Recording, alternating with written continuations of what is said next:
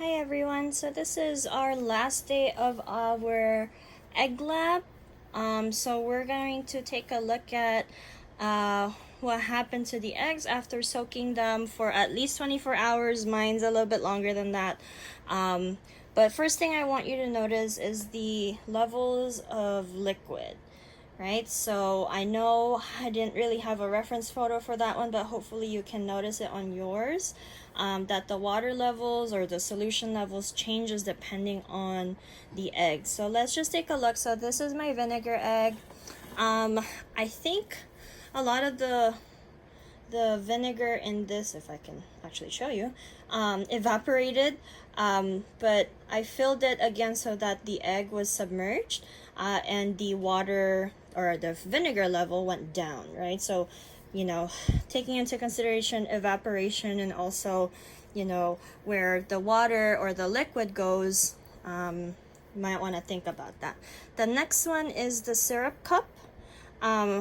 If you take a look at the egg, I don't want to tilt it too much because I don't want to spill it, but if you take a look at the egg, it's super deflated, right? And if you compare the consistency of the syrup before and after the egg being soaked, you'll see that the consistency of the syrup is a lot more watery, so less viscous. So it was viscous to begin with, and now it kind of feels like there's water in there. So we'll take a look at that in just a second. And then this next one is the DI water. Again, I filled this so that the egg was submerged, so it looks like the level of water went down.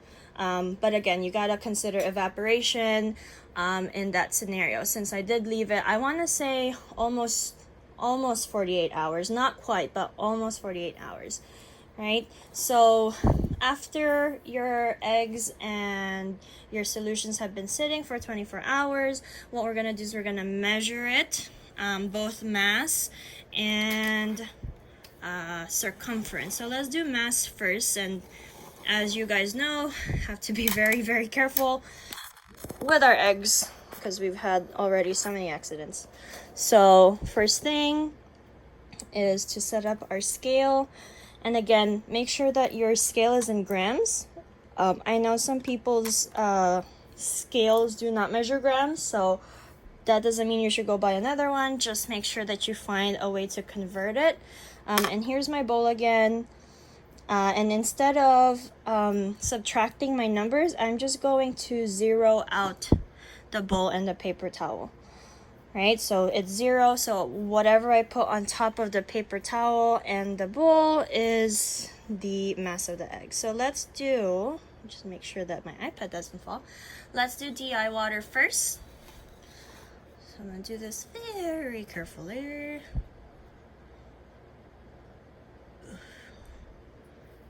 Okay, and I put it in there. Seems like it's 98, so I'm gonna take my paper here, and I'll show you calculations in just a little bit. I'm just gonna collect my data. So this would be the final circumference. So that's the second. Sorry, I just bumped the camera with my paper. So this is again DI water. So that's final circumference will be, mass. Final mass, 98 grams. Right? Next one is gonna be the circumference. So I would just do both at the same time because you don't want to switch your eggs around accidentally. We're gonna need some string. Make sure you do this again gently. So what I would do, I should scoot the iPad over a little bit so I don't accidentally bump it. So very, very gently. I'm not even squeezing it at all. You don't want to pop your egg during this last part when you're almost done. Okay. So there is that. I'm just gonna take the other side and I'm just gonna call it like that. Okay, so here it is. So here's my finger. I'm gonna take my ruler, make sure I'm using centimeters, and then just lay it along the ruler. Okay, so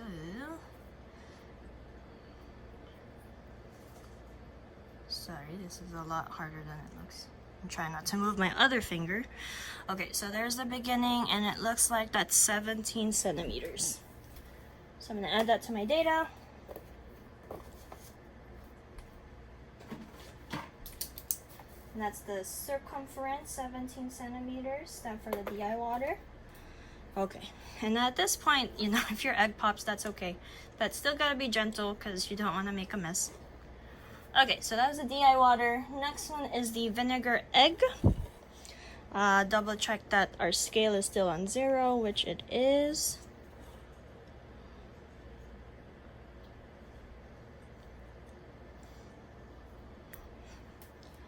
And looks like 92.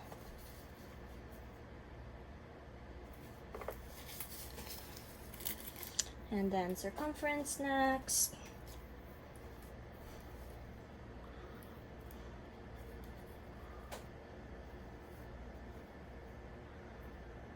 And you want to take the circumference, you know, as middle of the egg as possible. And it's a little hard to see because my hand's in the way. Okay.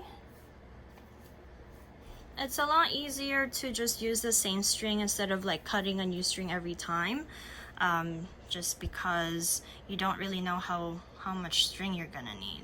So this one looks to be 17 as well.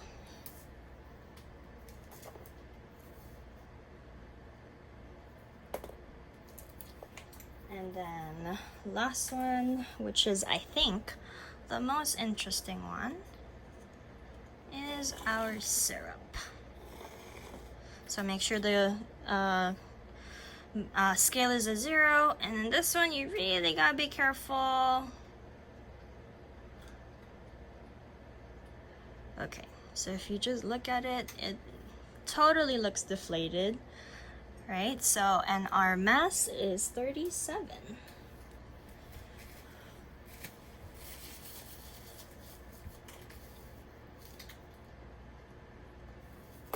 Okay, now for the circumference, this one, you want to make sure that you can wrap the whole string around it without obviously popping it, but there is some looseness to this one, so let's see. You want to make the string as tight as possible. So this one I gotta adjust for a lot. A little bit more adjustment. Okay, so about right there, and then about right there. Okay, and then ruler.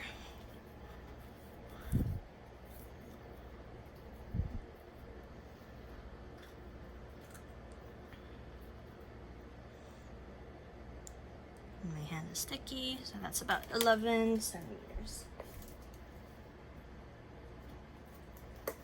Okay, and that's it. So once you're done with all of this, right, you're more than welcome to throw it away. The eggs would just go straight into the trash. Your liquids just straight down the drain, right? There's no special way to dispose of this. But again, I just want you guys to take a look at this one just because it's super cool. You can see, and if it pops now, that's okay.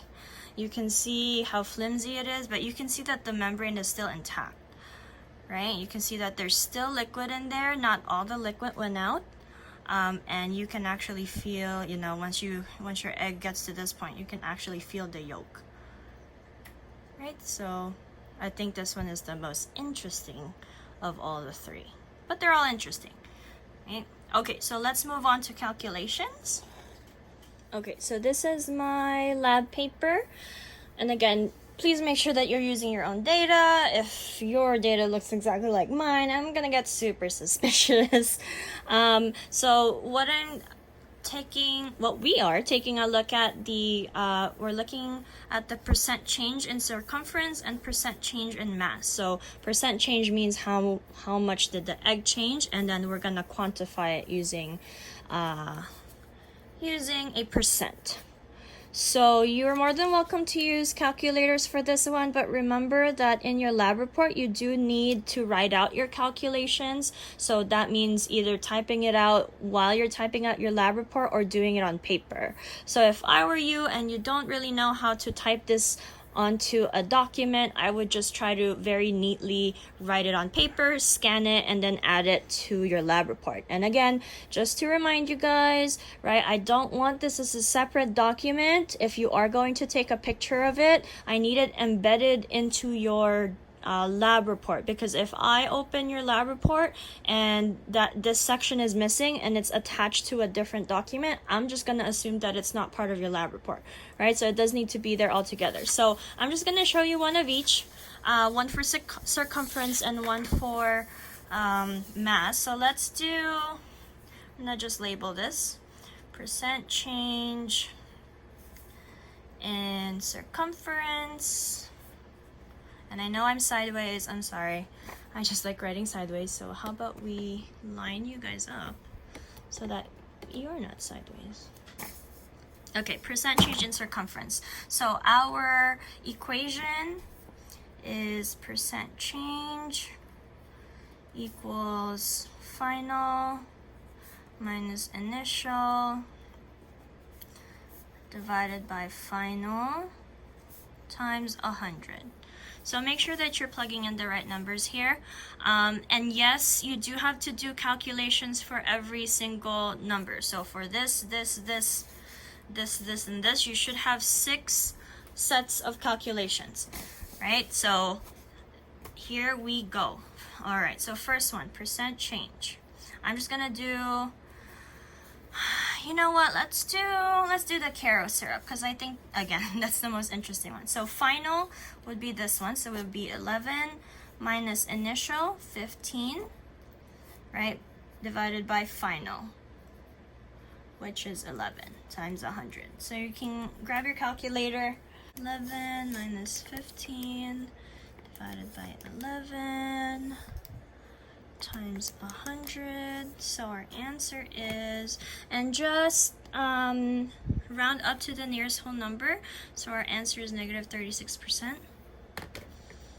And I was just about to address it, but right here on your paper it says FYI, you may end up with some negative numbers, and that's okay. So mine, this is for the Karo syrup. Right, my answer, my percent change is negative 36%. Okay, let's do the other one. The other one works the same way.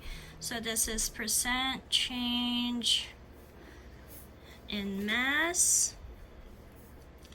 Right, so same equation, percent change equals final, which is 75 minus, oops, sorry. Final is 37. Right here, minus initial, which is 75, divided by final, which is 37.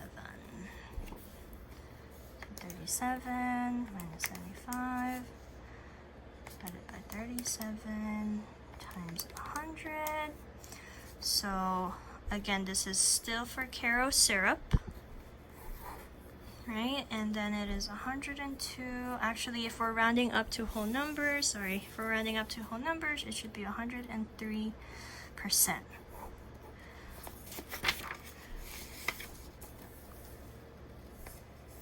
Okay, so again, notice that you can have negative numbers in your percentages here. So how you want to interpret that is the amount that it decreased, right? So our Karo syrup egg, at least my Karo syrup egg, decreased 36%, right? It went from 15 centimeters to 11 centimeters. So you want to put that number over here in your table, and then same thing here on the bottom. So my Karo syrup egg decreased 103%. Which is a lot. I mean, it went from 75 to 37. That is a significant change. So you're going to put that on your table. And again, the table goes in your lab report, right? You can recreate that, or if you'd like, you can draw it and add it to your lab report.